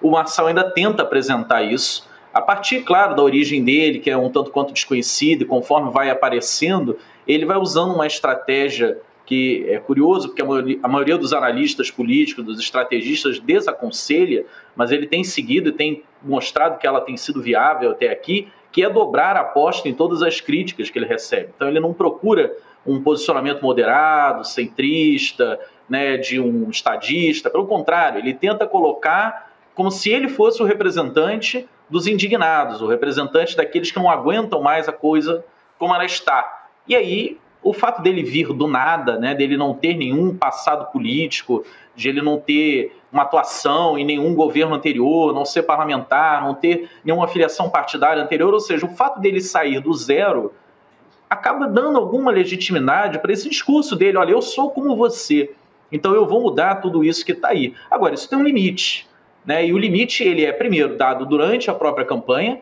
ele vem muito no período dos debates e da propaganda de TV, né, que ele acaba não tendo tempo para se defender, então uma parte da população mais pobre, mais humilde, que não tem tanto acesso assim, a outros meios de comunicação e fica mais dependente daquilo que passa no programa de TV aberto, começa a ser impactado agora. Já nessa primeira semana a gente vê uma retomada do Nunes, né, uma pequena retomada, um crescimento em que ele repassa de novo o Marçal, e esses próximos 30 dias para o Marçal vão ser muito difíceis, porque ele não tem estrutura de vereadores, ele não tem lideranças políticas espalhadas pela cidade, não tem presidente de associações de moradores, representante de categorias, e ele não tem a classe política do lado dele para poder fazer campanha no boca a boca, no dia a dia, né, nas conversas, nas reuniões. Ele só tem a rede social, e agora até a rede social dele, embora ele tente transformar esse limão numa limonada, também foi derrubada, né, por conta das posturas que ele tem tido. Então a dificuldade do Marçal daqui para frente já fica evidenciada nessa pesquisa. A subida parou. Agora a gente precisa saber, ele vai se estagnar nesse percentual alto, que ainda coloca ele em competição com os dois primeiros colocados, ou o período daqui para frente vai fazer com que ele não mostre mais ser viável, e aí aquele eleitor que se empolgou com ele nas primeiras 2 quinzenas começa lentamente a procurar o candidato mais viável, que seria o Nunes. Isso a gente só vai ver realmente nos próximos 10, 15 dias. Perfeito, professor Samuel. Rodrigo Viana, aqui de São Paulo também. Eu ia até pedir, tudo bem, eu ia até pedir para que a gente colocasse de novo na tela aquele gráfico que mostra a evolução, né? Para que quem não nos acompanhou no começo tenha essa noção, como o Marçal parou de subir, é isso que o professor acabou de falar. Ele teve uma subida abrupta, né? Olha aí, ó, de 14 para 21, o Marçal é a linha amarela aí no gráfico. Foi de 14 para 21 em 2 semanas. Foi naquele momento em que ele explodiu e foi a surpresa, fazendo aquela borbulha. Agora, passaram-se mais 2 semanas e ele ficou no mesmo lugar. Segurou. Agora, uma dúvida, e eu queria trazer esse segundo ponto. O senhor falou aí, começou a televisão, isso para o Nunes ajudou, a máquina também ajuda o Nunes, mas a televisão. E no caso do Boulos, o presidente Lula entrou na campanha, fez um comercial visitando a casa do Boulos, com a família do Boulos, fez comício, mas o Boulos não se mexeu. Parece que há uma dificuldade para o voto de periferia em São Paulo, que é um voto lulista, tradicionalmente, até nas eleições mais difíceis para o PT. Esse voto, o Boulos está com dificuldade de conquistar. O Boulos tem um voto mais, não vou dizer classe média, mas um voto mais da esquerda ideológica, né? E não tanto do povo trabalhador da periferia lulista. Tem uma dificuldade? Será que isso avança, professor? Por um lado, a professor? gente vê, de fato, Rodrigo, uma dificuldade dele alcançar esse eleitorado. Por outro, a gente já enxerga que esse eleitorado é um eleitorado potencial dele, quando você observa as projeções de segundo turno, em que o Boulos, em diferentes institutos diferentes, alternativos, né, apresenta mais ou menos o mesmo percentual ali na casa dos 39%, 40% baixo, que é o percentual que o Boulos consegue alcançar num estágio atual das forças políticas, do conhecimento dele, sem que ele ainda tenha sido tomado um banho de PT, né? Ele ainda é muito considerado pela maioria da população, inclusive desse público-alvo dele, como um candidato ligado ao PSOL, a essa que você acabou de apresentar, essa esquerda um pouco mais elitizada, mais intelectualizada, e não uma esquerda mais popular, como é a estratégia de colocar a Marta, inclusive, né, como vice dele, é para tentar chegar nesse eleitorado. Então, é uma constatação da própria candidatura de que ele não alcança esse eleitorado, ele precisa chegar lá. E aí ele adiciona a Marta, ele tenta trazer o Lula, mas tudo isso ainda não está maturado. Isso é evidente pelos números. Se o Boulos estivesse maturado, nesse período em que a direita está trocando farpas entre elas, um sobe e desce, a gente vê pelo gráfico, né, que enquanto o Marçal sobe, há uma queda bruta do Datena, que é o eleitorado do PSDB, que vai caindo e vai acabando vendo no Marçal uma alternativa ao Nunes, que eles não querem acompanhar. E também uma pequena queda do Nunes, né? Nessa subida abrupta que o Marçal dá, o Nunes cai num primeiro momento, agora ele consegue recuperar e estagna, tanto porque o Datena já caiu quase tudo que tinha para cair, como o próprio Nunes começa a recuperar. Então o Marçal já não tem mais campo, né, autofágico na direita para ele buscar. Porém, o campo na esquerda, o Marçal ainda não cresceu. E aí esse campo na esquerda, ele está ou com a Tabata Amaral, ou uma parte dele também com o Datena, que lembremos, o PSDB tem uma representação de centro-esquerda, né, social-democrata, daquela origem do PSDB. Sim. Ela está muito presente em São Paulo, quando ela não está mais presente há pelo menos uma década no resto do país. Mas em São Paulo ela existe. Tem um restinho. Existe, inclusive, os tucanos de esquerda, né, os tucanos com a Dilma. Teve essas coisas ali na década passada. Esse pessoal ainda existe. Alguns deles ainda estão filiados ao PSDB, ainda têm participação política nos bairros, enfim, eles ainda influenciam o voto. Então, o Boulos ainda precisa ativar esse eleitorado. Tanto esse eleitorado, que pode hoje estar sinalizando o voto no Datena e na Tabata, como um eleitorado que ainda não está decidido, que está lá naquela massa dos que ainda não pretendem declarar voto, que é um eleitorado que não está acompanhando política, diferente de nós aqui, que falamos disso o tempo todo, que tentamos antecipar, às vezes até com um ano, né, de antecedência, o que vai acontecer. O eleitor, quanto mais popular é o eleitor, mais em cima da eleição ele decide o voto dele. E ele decide muito em cima do clima que é criado. É por isso que algumas candidaturas que parecem não ter chance nenhuma insistem em se manter, porque elas entendem que elas conseguem, com o passar do tempo, se mostrar para o eleitor e virar o jogo. Existem eleições que são mudadas, e essa é uma eleição, essa de São Paulo, que ela está muito disputada no campo da direita, mas no campo da esquerda, a esquerda parece ainda não estar conseguindo alcançar todo o seu potencial. O Boulos pode crescer não só em cima da Tabata do Datena, mas ele pode crescer também nesse eleitorado que ele ainda não conseguiu ativar. Perfeito. E aí é preciso que os estrategistas do Boulos encontrem um meio de trazer o eleitorado lulista, que em São Paulo consegue chegar à casa dos quase 50%, o Boulos. Sim. E é desvestir um pouco a imagem do Boulos e vestir um pouco mais a imagem do Lula. Esse é o desafio do Boulos hoje, da candidatura dele. É interessante isso, né, Chico? Porque o Lula já foi para a rua com o Boulos e agora o Bolsonaro, a gente acabou de receber a notícia também de que o Bolsonaro vai entrar mais forte na campanha do Nunes também. Diz que vai, né? Do Nunes. Diz que vai. Agora, professor Samuel, eu tenho uma curiosidade. Esse voto da Tabata, a continuar esse suspense aí de quem vai para o segundo turno, esse voto da Tabata, que pode ser um voto que aí está encaixado, lá, o voto da social-democracia tucana. Do Alckmin. Do velho Covas. Não, o Covas novo, o Covas velho. Do Alckmin, que está no governo. Do Márcio França, que está no governo. Que aí são votos também governo Lula. A gente esquece disso. Esse voto pode virar um pouco útil para tirar a dúvida de que o Boulos vai mesmo para o segundo turno?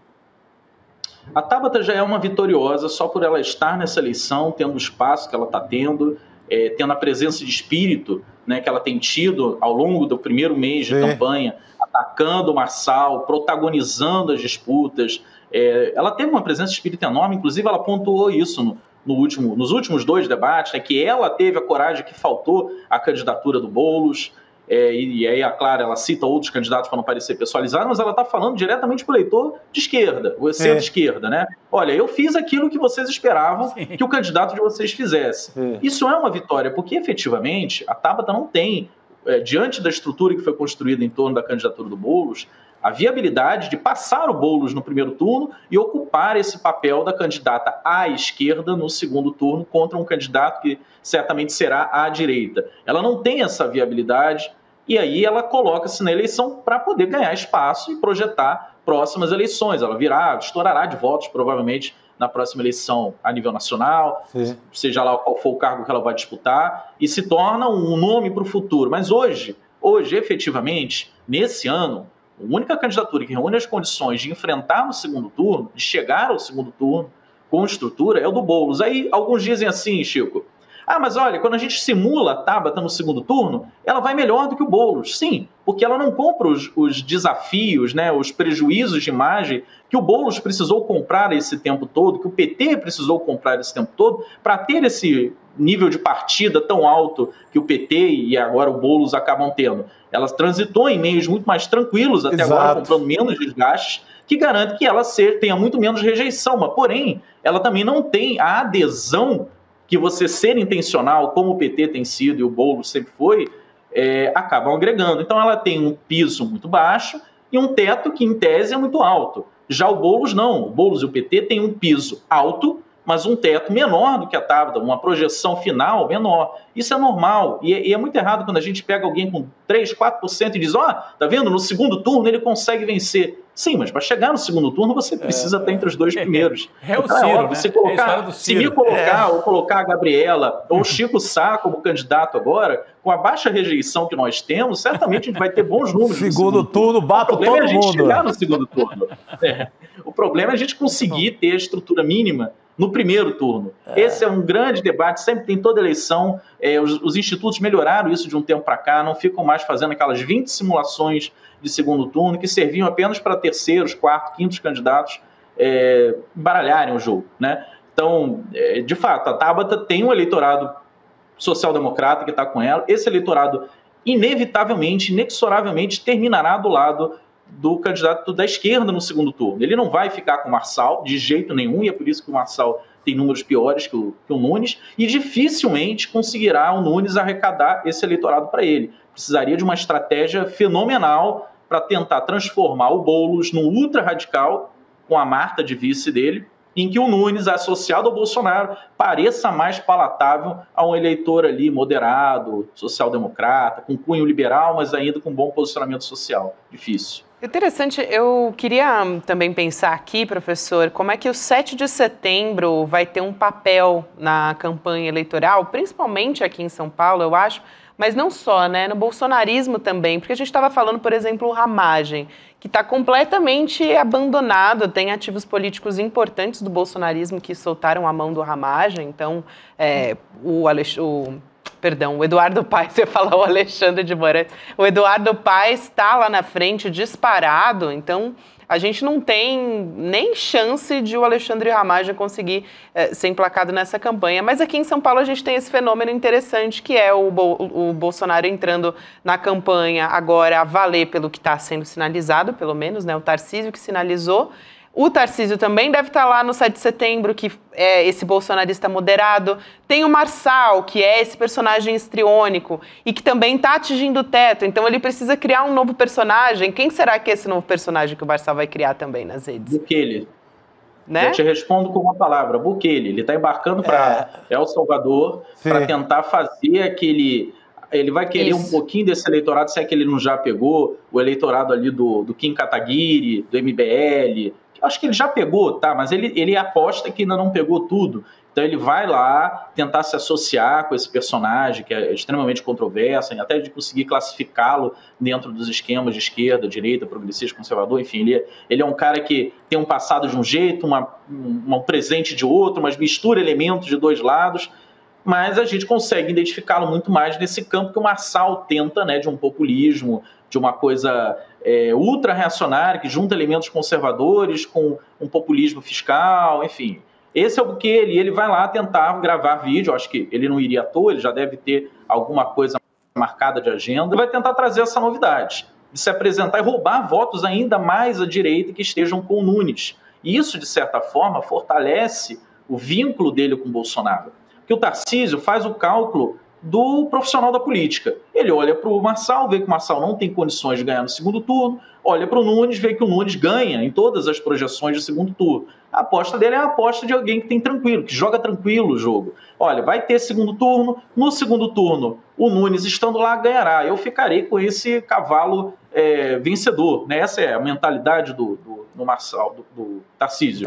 Já o do Bolsonaro, como ele não ganha efetivamente nada diretamente na eleição de São Paulo, ele está muito mais preocupado com a imagem dele a nível nacional. É muito difícil para ele se colocar contra a imagem do Marçal, porque o Marçal tem o mesmo vigor, como eu disse lá no início, que ele teve há 6 anos atrás, de representar o antissistema. O Bolsonaro quer ser antissistema, mesmo já tendo feito parte do sistema ao longo de décadas e tendo sido o próprio sistema nos 4 anos anteriores como governante no Brasil.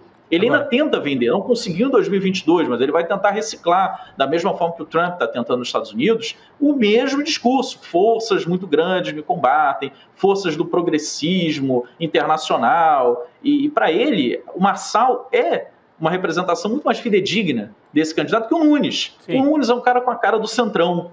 Ele tenta se adaptar a esse bolsonarismo, ele faz acenos, ele, como a maioria do centrão brasileiro, é conservador, não tanto quanto o Bolsonaro, né, no seu histrionismo, mas ele é conservador. Então, para ele não é muito difícil fingir ser bolsonarista.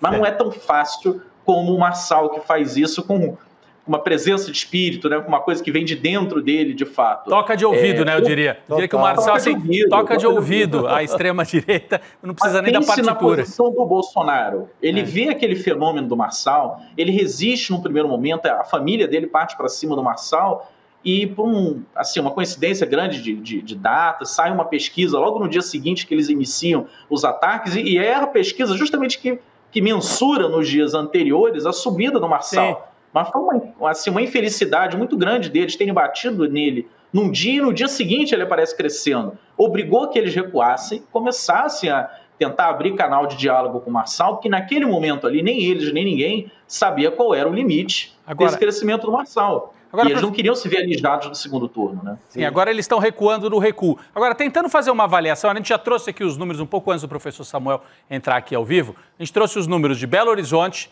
em que o candidato bolsonarista Bruno Engler está lá em terceiro lugar, está lá com dificuldade. Recife, que é um passeio, né, do João Campos, e o candidato bolsonarista tem 7%, 8%, que é o sanfoneiro. E o Rio de Janeiro, onde o Ramagem, candidato da família Bolsonaro, a Gabi dizia que a Michele Bolsonaro vai pessoalmente fazer campanha para o Ramagem. O Bolsonaro foi na quadra, não lembro de qual escola de samba, fazer o lançamento da candidatura do Ramagem e tal. Então é a candidatura da família. Quando a gente olha para o cenário, pelo menos destas pesquisas que saíram hoje, o bolsonarismo raiz, assim, professor, parece enfraquecido. Mas eu queria uma avaliação sua. Como é que a gente pode olhar? E também algumas outras pesquisas, não só as de hoje do Datafolha, mas quando a gente olha para o Brasil, para as principais capitais, o bolsonarismo parece um pouco mais fraco. Quem é que está mais forte? Também não acho que o lulismo, que necessariamente a esquerda é que está explodindo, não é.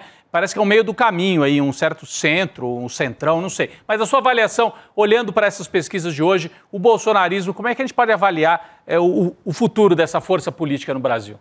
Tem alguns elementos aí. O primeiro deles é que a gente começa a perceber ainda mais forte do que na eleição de 2 anos atrás, um retorno daquela forma de fazer política que era mais comum até 2018, né? 2018, depois do fim das doações empresariais, enfim, algumas mudanças que foram feitas na legislação e o próprio, né, momento que o Brasil passava após o golpe, tornou as eleições uma coisa muito mais radicalizada e difícil de prever. Então surgem candidatos como Dória, surge o candidato como Bolsonaro, que vem totalmente por fora, o Witzel, no Rio de Janeiro, eles vêm totalmente por fora do que os estrategistas da política imaginavam, eles vêm quebrando todo o manual. Isso começa a diminuir, e aí no ano passado, isso começa a diminuir já em 2020, recua bastante em 2022, e esse ano a gente começa a ver que alguns desses candidatos que fizeram parte do que eu chamo, o bolsonarismo para mim é uma aglutinação de vários setores da direita.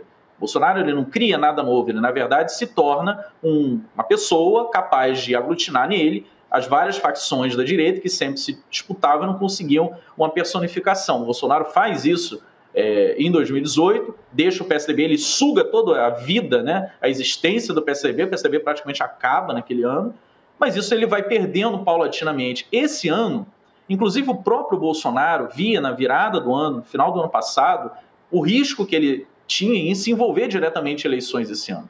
Até o final do ano passado, ele resistia, e isso foi publicado em diversos meios de comunicação, a se envolver diretamente em eleições justamente com medo de se associar a derrotas. Aqui no Rio de Janeiro é o maior exemplo disso. Aqui o candidato era dito ao longo de todo 2023 que seria o Flávio Bolsonaro, filho dele, que queria muito essa candidatura. E quem era contra a candidatura do Flávio Bolsonaro era o outro filho dele, o Carlos Bolsonaro, que acabou vencendo essa disputa, se valendo dessa percepção do pai, de que uma derrota num município do tamanho do Rio de Janeiro, na casa dele, né, o simbolismo disso seria fatal, e que era evidente que um candidato da direita que teria muita dificuldade contra o Eduardo Paes, ainda mais que o Eduardo Paes conseguindo fazer o que fez no final, né, uma grande aliança do centro à esquerda.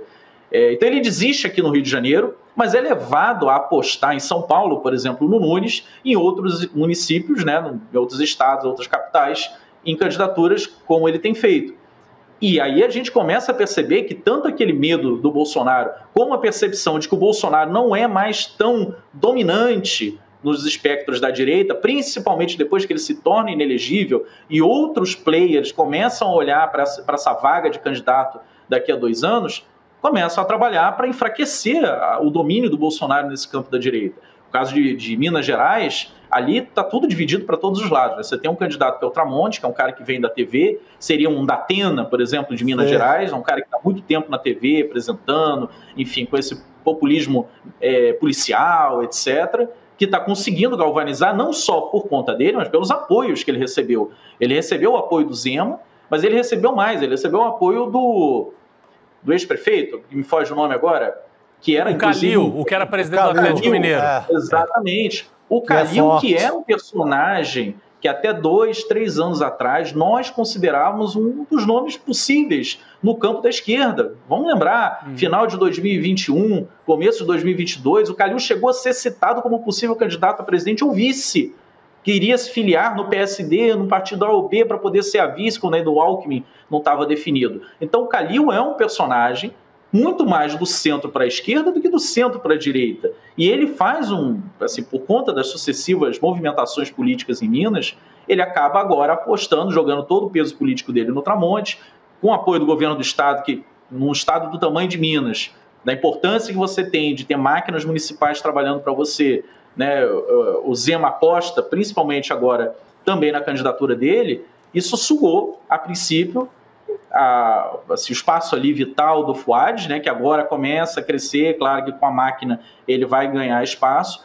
e para nossa tristeza a esquerda ali se mantém dividida. É evidente que a candidatura do PT vai ter mais condições de crescer por conta da estrutura, de ter o Lula, o governo federal e tudo mais, mas também não deve passar muito a Duda Salabert, que tem por si só uma representação maior já na sociedade belo-horizontina, né, e mineira, e vão ficar os dois ali mais ou menos no mesmo patamar. Se você visse os dois somados, possivelmente estariam no segundo turno, mas os dois divididos ficarão em terceiro, quarto, quinto, o que é muito lamentável. Agora, vindo por fim para o Rio de Janeiro, eu não acho que a presença da Michele e nem mesmo do Jair, e por isso ele não virá, e por isso ele não tem se colocado também na campanha do Rio, é impossível o Ramagem conseguir a reversão do estado de coisas do Rio de Janeiro. O Ramagem, ele no máximo vai conseguir forçar o Eduardo Paes para a beirada ali dos 50%, lembrando que, segundo todos os institutos de pesquisa, ele está na faixa dos 60%, né? Alguns 61%, outros 59%, nessa faixa aí. Mesmo que o Ramagem cresça nesse período agora, que as pessoas comecem a reconhecê-lo como candidato do Bolsonaro, inclusive que hoje o outro candidato que disputava o bolsonarismo aqui, que é o Rodrigo Amorim, foi tornado inelegível, então alguma coisa dele estava ali com 4%, 5%, 3%, 4%, deve ir para o Ramagem. No máximo, o Ramagem joga o Eduardo Paes para a casa dos 50%, o que, por sua vez, vai criar uma pressão gigante em cima do Tarcísio Mota, do pessoal, para que as coisas se resolvam no primeiro turno. E aí você vai ter o voto útil, assim, não tem como, 2, 3% ali do voto do Tarcísio, que já está com 7% só, vai acabar migrando para o Eduardo para tentar fechar a conta no primeiro turno. É isso. Muito bem, professor Samuel Braun, cientista político, professor da UERJ. Obrigada por participar aqui com a gente. Sempre um prazer te receber, professor. Até mais. Eu que agradeço a vocês, Gabriela, Rodrigo, Chico, prazer enorme. Me chamem sempre que eu estarei. Um abraço. Obrigado. Um abraço, professor. Boa análise, bela análise aí do... Deu para a gente destrinchar bem, né, Chico Sá, as eleições aqui, as pesquisas, né, de intenção de voto que a gente trouxe aqui até agora e o que deve vir aqui para frente. Mas ontem a gente trouxe um assunto importante que a gente tem que voltar a tratar aqui também. Tá. Que é aquela mega operação das bets, né? Começou lá na Polícia Civil, que a gente, de Pernambuco, né? Principalmente lá no Recife, que a gente trouxe essa história, que está mirando casos de apostas, jogos ilegais, lavagem de dinheiro. Então, a gente vai trazer mais detalhes a respeito disso. Ontem foi a terceira fase dessa mega operação, que é... Eu até me esqueci o nome da operação aqui, mas eu vou checar. Integration, obrigada. O nome assim em inglês. Isso, exatamente. Operação Integration, que prendeu a doutora Deolane, né? A Deolane Bezerra, influencer. Sobrou pra doutora Deolane. Sobrou pra ela, mas tem gente muito A mãe também, grande, viu? A gente esquece a mãe. A mãe tá no Chilindró também, lá no Mãe da Deolane. Presídio Bom Pastor, que eu conheço bem, eu morava perto, ali no Engenho do Meio, na zona oeste do Recife. Ela continua presa, ela e a mãe continuam presas. O que chama atenção nessa história toda aí, dessa mega operação, são os valores, né? Foram apreendidos bens e valores de mais de 2 bilhões de reais. É um esquema grande, né, Chico, envolvendo casos de apostas, as bets, que estariam lavando dinheiro que veio desses jogos ilegais todos. Jogo do bicho, a gente não está falando só de bet aqui, a gente está falando de jogo do bicho, segundo o Globo também. E você tem umas apurações aí para nós também, Na né? patifaria toda, as bets até que não são inocentes, porque são dos mesmos donos, mas as bets eram até usadas para lavar o dinheiro do cassino. Pô, a gente tem fica o noticiário de celebridade, e até a polícia aproveita um pouco isso, a fama da doutora Deolane, e faz aquele carnaval todo, aquelas fotos dela, vestida de tigresa, aquelas fotos mais erotizadas e tal, olha aí. Mas eu chamaria a atenção para 2 personagens que a imprensa não tem dado muito valor, até porque dá mais clique a doutora Deolane. Né? A doutora Deolane prestou depoimento, se disse inocente. Ela mostrou que o vínculo dela com a Esportes da Sorte foi até maio. Ela mostrou as contas dela, que eram usadas para receber dinheiro como influencer, não como alguém do rolo. Ela disse que não lavou dinheiro, recebia, segundo ela... Para divulgar. O salário dela é algo em torno de 1,5 milhão limpo, líquido ali para botar debaixo do colchão ou noutra conta. Salário de jogador de futebol de time... Assim, salário de jogador de futebol da elite do futebol brasileiro, né? Quer dizer, quando vai para fora. Aqui não aqui recebe não chega isso, a isso tudo. Então, é um belo salário, mas eu chamaria a atenção, eu acho que ela está no rolo como influencer. Alguém que chama, a essa altura, gente para jogar em cassino de bet, não é inocente de cara. Uhum. Aqui no ICL a gente tem batido muito nessa questão, o Eduardo Moreira tem chamado a atenção para...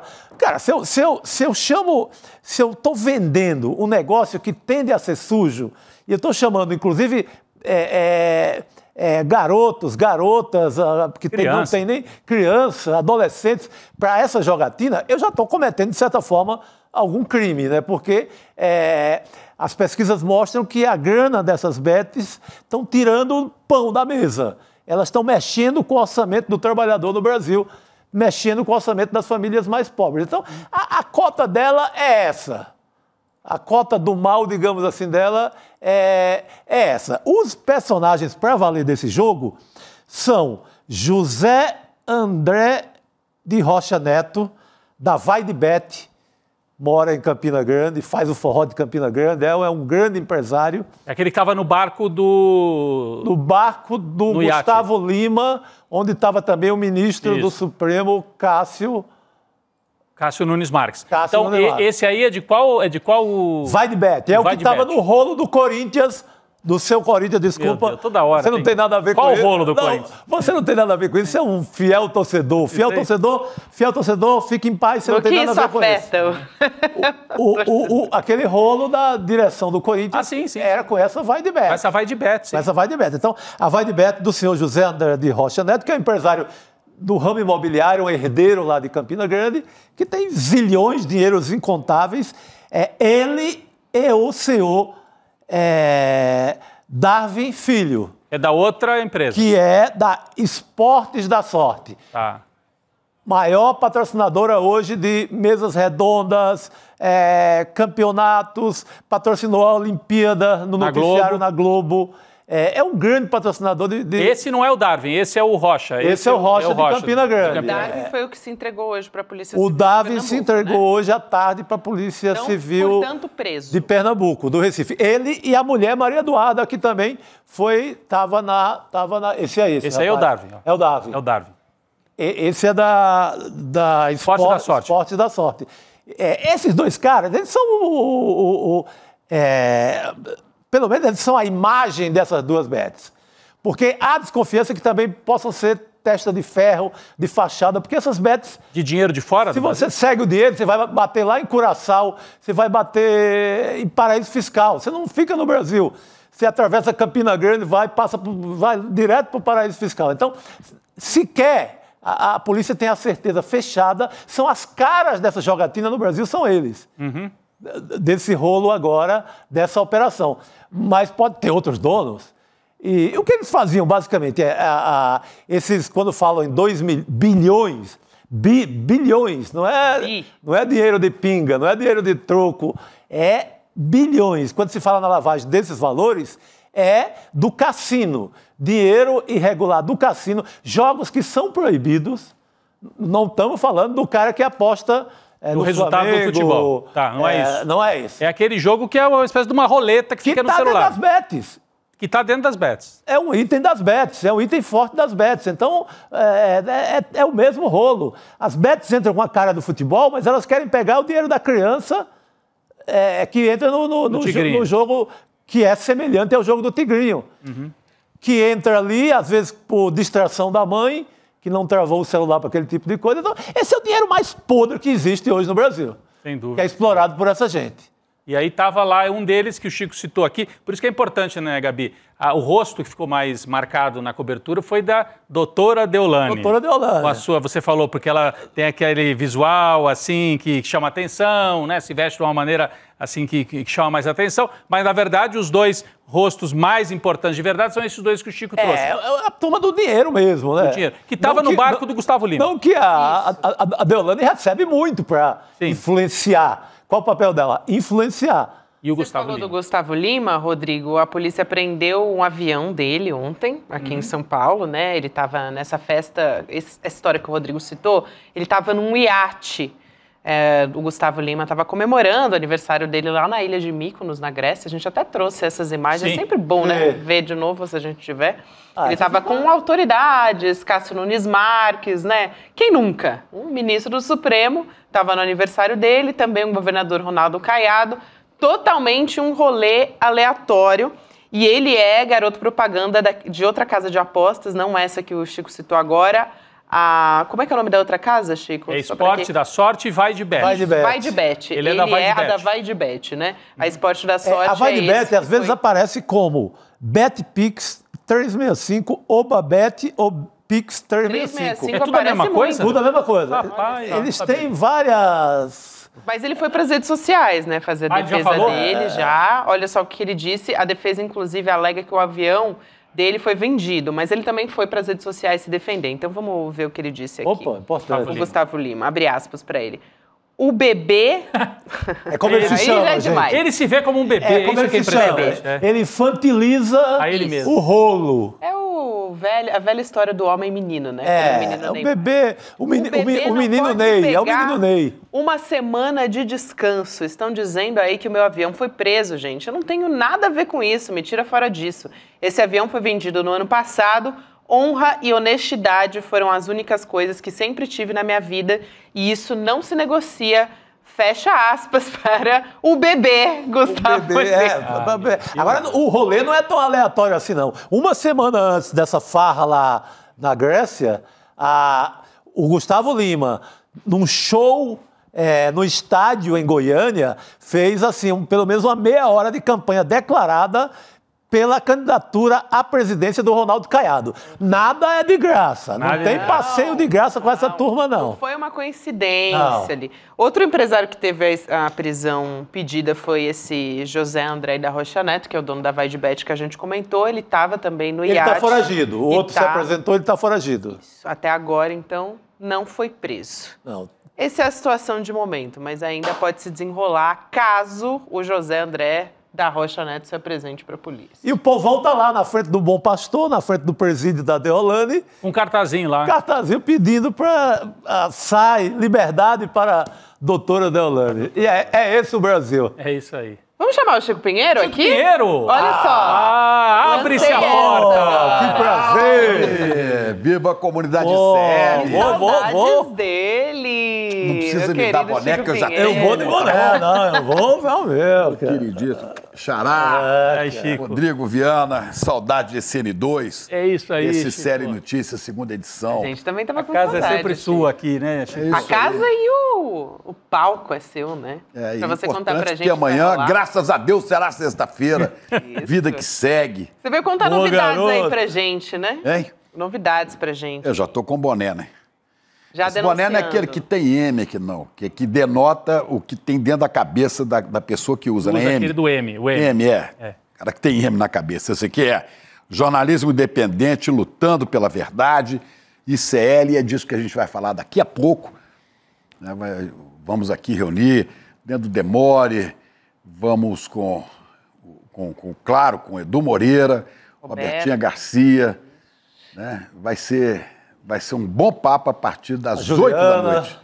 A Juliana, não sei se vai chegar, que ela estava com um problema particular, não sei se chega a tempo. Né? Estamos esperando a chegada. Tem um trailer aí pra dar um gostinho do que vocês vão discutir. Olha né? aí, a Vamos conversa é esta. Vamos ver. Lá. Ele é uma das figuras mais nefastas, mais criminosas que existem na extrema-direita. Que foragido é esse que todo mundo sabe onde está? E por que nada acontece com ele? Peça-chave do chamado gabinete do ódio, insuflar atos antidemocráticos, pedir intervenção militar e pregar o fechamento do Supremo são apenas alguns dos crimes pelos quais esse Alain é investigado.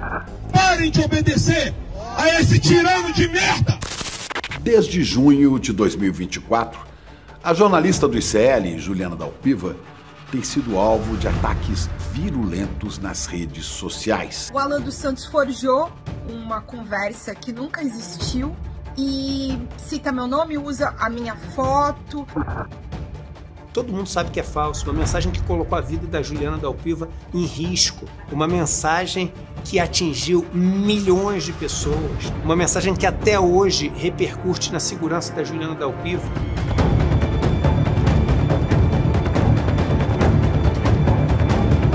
Não adianta vocês fazerem campanha contra mim, porque eu vou continuar fazendo meu trabalho como jornalista como eu sempre fiz. Pois é, vamos contar para você, que assiste os jornais do ICL, qual é o preço que cada um paga por tentar fazer jornalismo sério, independente, tanto no ICL como fora dele. Eu mesmo fui vítima, quando estava na TV Globo, fui vítima de ameaças. Vou falar disso. Então você fique de olho que tem histórias boas para serem ouvidas, que as pessoas precisam conhecer, né? O que tem por trás da profissão da gente. Então, Chico, Edu, Roberta Garcia, Leandro Demore também vai contar muito. Demore. Leandro, que teve à frente da investigação na época da Vaza Jato, também sofreu um bocado com essas coisas. O Leandro é alvo preferencial dos caras o Dessa tempo todo, né? extrema-direita, né? E aí Vamos a gente esperar se a Ju chega, a Juliana Dalpiva. muito aí do documentário conta a história da Juliana, como é que ela foi atacada, assediada, né, e ameaçada pela extrema-direita no Brasil. Pois é, e o Leandro Demore, ele foi monitorado na ABIN Paralelo, foi um caso gravíssimo também, que ele vai contar pra gente, né? O Felipe Neto, que dá essa entrevista, ele também entra no documentário como ele é um o que a turma do Paulo Guedes chamou na época de os detratores, que é o Eduardo Moreira e o Felipe. Eles eram considerados os grandes inimigos do governo e foram perseguidos por isso. E eu também estava na lista lá muita honra, tá na lista do Jair, é ótimo. Muito bom. Então, daqui a pouquinho vai ter contagem regressiva, não é isso? Isso. A gente encerra aqui 7h30 e às 8 horas vem o papo sobre o preço da independência, não é? Em 30 segundos, nós começamos a contagem regressiva. Falou, fique de olho, chame os amigos, pega a pipoca, vamos conversar. Boa, é isso aí, gente. Chicão. Então a gente convida todo mundo a partir de agora. Boa noite para os Chicos, que estão aqui nesse estúdio. Rodrigo Viana, todo mundo que nos acompanhou até aqui. Amanhã a gente está de volta. É isso, gente. Até amanhã. Nós estamos em guerra pela verdade. O jornalismo do ICL tem sido alvo de ataques incessantes e é isso que acontece quando se decide abrir mão da publicidade, afastando os interesses da elite econômica e dos poderosos desse país. Mas o ICL é assim e nós não vamos desistir. No dia 5 de setembro, uma quinta-feira às 8 horas da noite, venha junto comigo, Eduardo Moreira, Juliana Dalpiva e Chico Pinheiro debater, discutir e tentar entender como nós podemos manter a nossa independência e enfrentar os incessantes desafios. É um encontro online e gratuito para todo mundo.